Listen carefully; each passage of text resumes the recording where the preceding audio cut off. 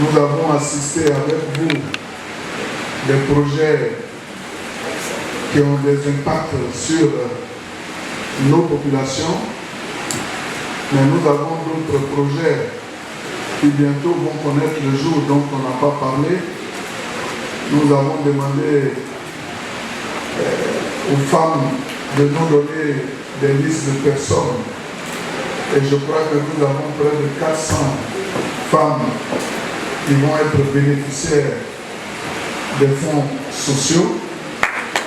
Il y a également la liste d'autres femmes que nous sommes en train d'établir, mais vraiment des femmes qui sont dans le besoin. Et nous le faisons en tenant compte de tous ces critères. Une autre liste va être faite. Je voudrais donc exhorter les femmes à se mobiliser pour que les fonds, dès qu'ils sont disponibles, soient utilisés à bon escient. Je voudrais dire merci à tous nos frères, tous les cadres. Le président a déjà emboîté le pas en saluant de façon majestueuse tous nos chefs, nos parents, les cadres élus qui se sont mobilisés pour les obsèques de ma maman. C'est du jamais vu. Et si cela a été possible, c'est grâce à vos différentes contributions. Et je voudrais que de là-haut, ma maman continue de bénir tout et chacun, qu'il implore les mânes, les ancêtres, les dieux tout-puissants, afin qu'ils puissent nous aider. Je voudrais dire merci aux élus qui sont là, en particulier le sénateur Touré Broïma, qui a été l'homme orchestre de notre pré-congrès, même si ici nous sommes d'obédience différente. Mais je voudrais le féliciter avec toute son équipe pour ce qu'il a été fait. Saluer le comité des sages qui est représenté ici par Dr Afray. Saluer mon jeune frère, le ministre Siaka, qui depuis un moment est présent à nos rencontres. Je voudrais lui dire merci. Tout à l'heure, je lui disais, il faut que je t'apprenne comment on dirige le conseil. Comme ça, après, quand je veux, je peux te donner. C'est par ma volonté. Donc, vraiment, je lui dis merci. En toute honnêteté, depuis un moment, il est avec nous et je voudrais vraiment l'en féliciter. L'année passée, nous avons mis en place un budget de 2 milliards, indépendamment du budget du Conseil, pour faire toutes ces réalisations. Et cette année, nous avons reconduit le budget de 2 milliards. Donc vous voyez qu'on ne met pas ça dans notre budget parce que c'est un budget spécial. Grâce au président de la République, nous faisons des efforts pour en disposer et qui est utilisé pour des projets à impact rapide. Le président m'avait dit qu'il n'y avait pas de latrine et de cantine dans les écoles que nous avions construites. Et donc cette année, dans le cadre de ce budget, nous allons donc soutenir toutes ces écoles en y bâtissant toutes ces infrastructures. Nous avons également décidé de soutenir nos mamans et les jeunes en leur octroyant des tricycles, des motos. Nous en avons à satiété. Tous les départements seront servis et au moment venu, moi-même, je serai avec ceux qui le souhaitent sur le terrain pour procéder à la distribution de tout ce matériel qui est acquis sur ces fonds-là et qui vont nous permettre d'impacter davantage les jeunes dans le cadre de leurs activités sociales, je dirais même économiques aussi. En tout cas, nous sommes prêts à vous soutenir et à vous aider. Je vous ai parlé de l'agropole du Nord-Est qui commence à connaître le jour. Vous avez vu que l'autre jour, en Conseil des ministres, la BOAD nous a octroyé plus de 40 milliards. La BAD, plus de 80 milliards. Il y a également le FIDA qui va nous en donner davantage. Et il y a également le Fonds islamique de développement qui va nous soutenir. Et quand le projet va connaître le jour, on ne parlera plus de pauvreté dans notre région. Parce que, comme je l'ai dit, ce sont plus de 160 milliards qui sont dégagés pour cet agropole-là.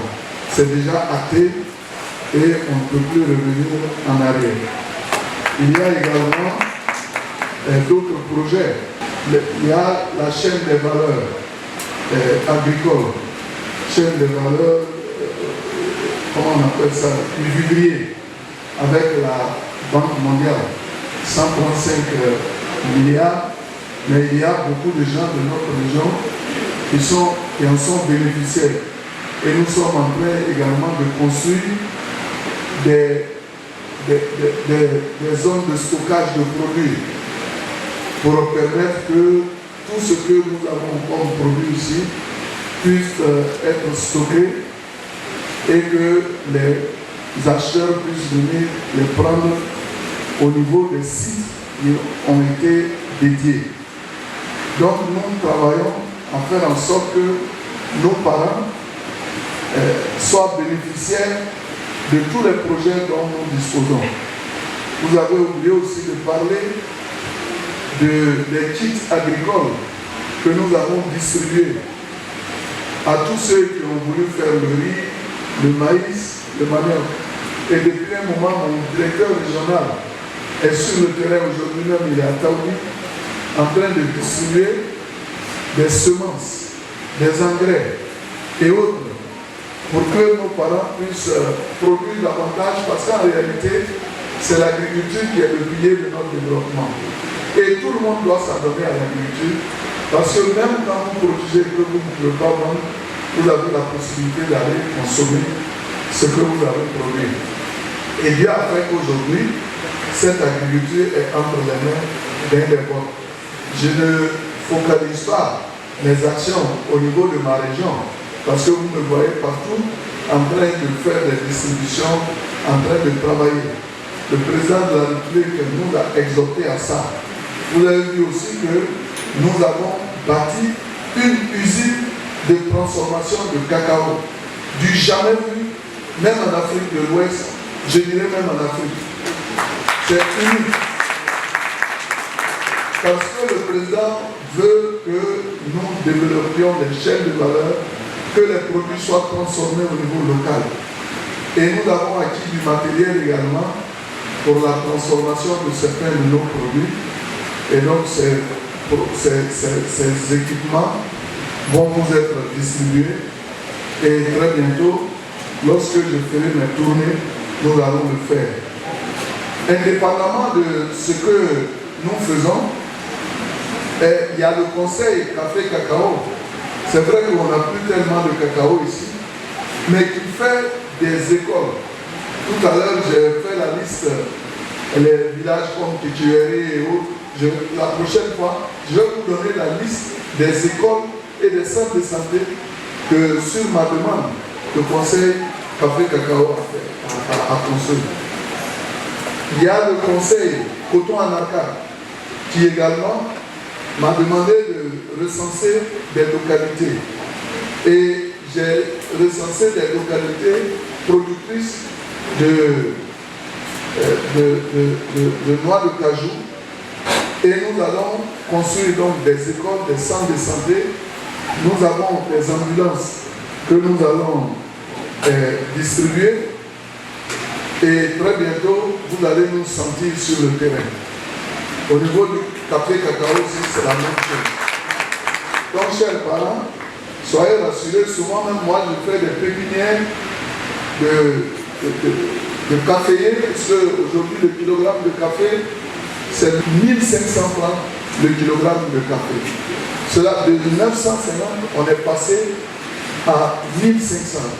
Cela veut dire que nous devons voir désormais nos jachères qui existent et y planter des caféiers parce que cela est synonyme de richesse. Le cacaoyer aussi, c'est la même chose. Tous ceux qui veulent faire planter du cacao, vous allez vous recenser au niveau du conseil.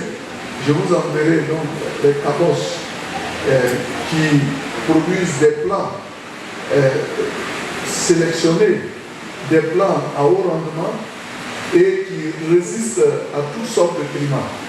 Donc, si vous êtes prêts, recensez-vous, on va vous envoyer, vous allez faire des pépinières et mettre des plants de cacaoyer, même dans vos champs d'anacarde. Cela est possible. Tout à l'heure, monsieur le préfet a parlé de la noix de cajou. J'ai tellement souffert. Je vois les gens qui font sur les réseaux sociaux, nos adversaires de l'opposition, qui disent que, surtout mes parents du PDCI RDA, dont le porte-parole m'attaque tous les jours, je suis ministre, on n'achète pas la noix de cajou, on ne peut pas. Mais on vous a dit que c'est le Vietnam qui achète 80% de notre noix de cajou. Les États-Unis d'Amérique ont imposé des taxes sur la noix de cajou qui va aux États-Unis à partir du Vietnam. Ça fait 47%. Alors, donc s'ils viennent acheter, que là-bas on leur met des taxes, comment pourront-ils... Donc leurs usines même sont... Ils ont décidé de fermer les usines. Et donc l'État de Côte d'Ivoire a décidé, Dieu merci, on a déjà évacué cette année, la noix de cajou a beaucoup donné, ce qui fait que déjà, nous sommes à 1 200 000 tonnes, contre 1 million de tonnes l'année passée. Et ce qui reste, c'est environ 250 000 tonnes. Et le président de la République nous a instruit de faire en sorte que le produit qui est entre les mains de nos parents, nous puissions acheter. Et ce que nous achetons là, nous n'achetons pas pour envoyer ailleurs. Nous avons des magasins, nous faisons le stockage et après, quand les États-Unis vont lever leurs mesures, certainement que nous pourrons vendre. Donc c'est l'État de Côte d'Ivoire, à travers notre demande, et celle du Conseil Coton Anacarde, qui met à disposition ces fonds. C'est vrai, on est venu prendre une partie, mais le président, l'autre jour, est en train de trouver d'autres solutions pour que la totalité de la noix de cajou qui est entre les mains de nos parents puisse être récupérée. Donc ne soyez pas découragés. Ce n'est pas la faute à l'État de Côte d'Ivoire, c'est la faute aux décisions qui sont prises et qui vont à l'encontre donc de la commercialisation de notre noix de cajou. En tout cas, chers parents, c'est le message que je tiens à vous donner. Quand c'est bon, on dit que ce n'est pas Agimoni. Quand c'est mauvais, on dit que c'est Agimoni. Voilà, je fais des palabres tous les jours à cause de nos routes. À Bondoukou, on ne peut pas circuler. Mais chaque jour que Dieu fait, c'est notre combat. Vous avez vu que bon, maintenant, on a décidé de venir faire, on attend. Mais ce n'est pas moi qui suis le ministre de la route. S'il n'y a pas à manger, on dit c'est Agimoni. Et si les routes ne sont pas bonnes, on dit encore c'est Agimoni. S'il n'y a pas de l'eau, on dit c'est Agimoni. Donc arrêtez de vous accuser. Chaque ministre a son territoire. C'est vrai que nous tâchons chaque jour que Dieu fait de les exhorter à nous aider. Ils le font dans la mesure de leurs moyens. Mais on ne peut pas leur imposer de venir faire du bitume à Bondoukou alors que peut-être eux ils ont des difficultés. Mais soyez rassurés, c'est notre combat de tous les jours. Si la route est bonne, c'est bon pour nous. Parce qu'en réalité, c'est nous qui roulons sur les routes. Alors, quand moi, ma voiture tombe dans un ravin, que le pneu s'en trouve déchiré, mais ce sont des coûts supplémentaires que moi je vais payer. Donc, ça veut dire que quand la route est bonne, elle est bonne pour nous tous. Et ne pensez pas que nous, vos enfants, nous sommes capables de vous créer des problèmes. Donc, nous sommes en train de nous battre pour que la voirie de Bondoukou, la voirie de Tanda soit faite. Il y a également des études qui sont également faites en vue de faire la route Tanda Sandéré. Donc, c'est un combat de tous les jours. Il y a Nouméré pour aller à Namassi, c'est un autre combat. Et puis bon, je dis, si ça va à Namassi, est-ce que vous n'allez pas accepter qu'il y ait une voie d'accès à Mambi aussi? Voilà, c'est possible. Donc, ne soyez pas découragés, chers parents. Je voudrais vous dire que le combat est mené. Le président Alassane Ouattara veille au grain. Il est pour toute la Côte d'Ivoire. Il travaille pour la Côte d'Ivoire. Mais il faut qu'on soit patient. Et Dieu seul sait ce qu'il fait. Peut-être qu'au dernier moment, quand la décision va être prise de venir nous soutenir dans le cadre de la réhabilitation de nos routes, ce sont des boulevards qu'on va créer.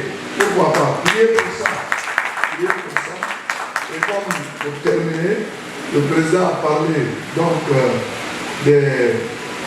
du parrainage citoyen. Bon, ça c'est valable pour tous les partis qui veulent aller aux élections présidentielles. C'est le moment, plus que jamais, de s'engager dans cette voie. Pour ceux qui sont des nôtres, si quelqu'un vient vous voir, que vous lui donnez, après vous ne pouvez plus faire pour nous. Parce qu'il y a des gens qui viennent mentir, vous dire non, non, non, c'est la même chose, vous pouvez faire pour moi, mais une fois que vous êtes recensé, quand d'autres personnes viennent, vous ne pouvez plus être recensé parce que la machine va rejeter votre nom. Et au niveau de notre parti, comme la majorité de nos militants sont là, c'est Kosonou Ignace qui a été désigné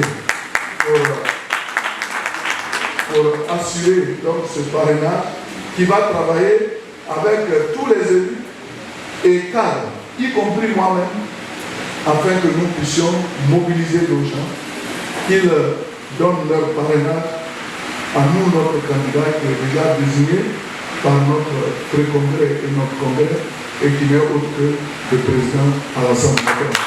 Quand quelqu'un a bien fait, on ne va pas contre son travail, il faut au contraire l'encourager à bien faire. C'est une équipe, nous sommes autour de lui et nous allons travailler à faire en sorte que le président soit consolidé chaque fois qu'il est question de développer la Côte d'Ivoire.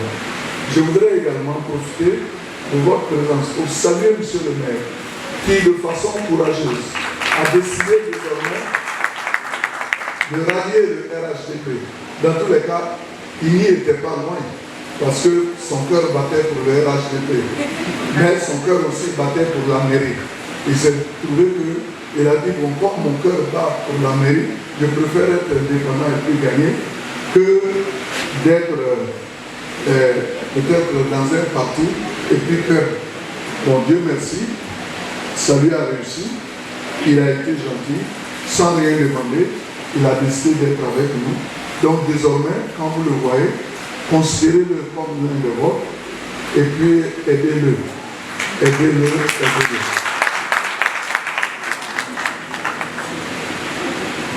J'ai également, tout à l'heure dans ce que je disais, les fonds dont moi je dispose et qui me permettent de faire des actions rapides. J'avais commencé à réhabiliter le lycée de Bondoukou. J'avais donné 80 millions. Cette année, je donne encore 50 millions. Pour compléter, ça va faire 130 millions. Bon, on a commencé à construire notre siège. Parce qu'on veut avoir un bon siège. Bon, on a fini, mais l'ancien là est toujours là. Donc je donne 200 millions pour qu'on puisse réhabiliter. On a même dit on va raser et puis on va reconstruire. Parce que si vous avez un beau siège à côté et que de l'autre côté il n'y a rien, il faut que les vice-présidents aient leur bureau. Il faut qu'également, même des conseillers aient des bureaux. On peut désigner, trouver par exemple des bureaux. Quand les conseillers viennent, ils peuvent y rester. Le conseiller, le président du conseil économique, social, culturel et environnemental doit également avoir un bureau. Et c'est tout ce travail que nous sommes en train de faire. L'autre jour, on a remis des véhicules à 4 vice-présidents. Le vice-président qui n'était pas là, je ne lui ai pas donné le véhicule. Il est là, je lui ai remis son véhicule. Et j'ai remis également un véhicule au président Kosono. Ça c'est toujours sur les fonds propres. Ce n'est pas sur les fonds du conseil. Il faut que vous le sachiez. L'argent que moi j'ai reçu là, c'est sur ça qu'on a acheté des véhicules. Et puis, moi-même aussi, j'ai pris un petit véhicule de commandement. C'est V6. Or, généralement, moi, je viens avec des V8. Donc, le V6, parce que je ne veux pas, au nom du conseil, avoir un véhicule surdimensionné. Donc, c'est la vérité. Et je crois que quand c'est comme ça, on est quitte. Donc, si vous les voyez dans le véhicule, il ne faut pas dire que c'est l'argent de notre conseil. L'argent du conseil, c'est petit. On ne peut même pas l'utiliser pour travailler. À plus forte raison, prendre pour acheter. Mais lorsque les opportunités nous sont données, on a la possibilité de le faire, on le fera. Si Dieu fait qu'un jour on a l'argent, peut-être même chaque conseiller aura son véhicule, pourquoi pas. Je vous remercie.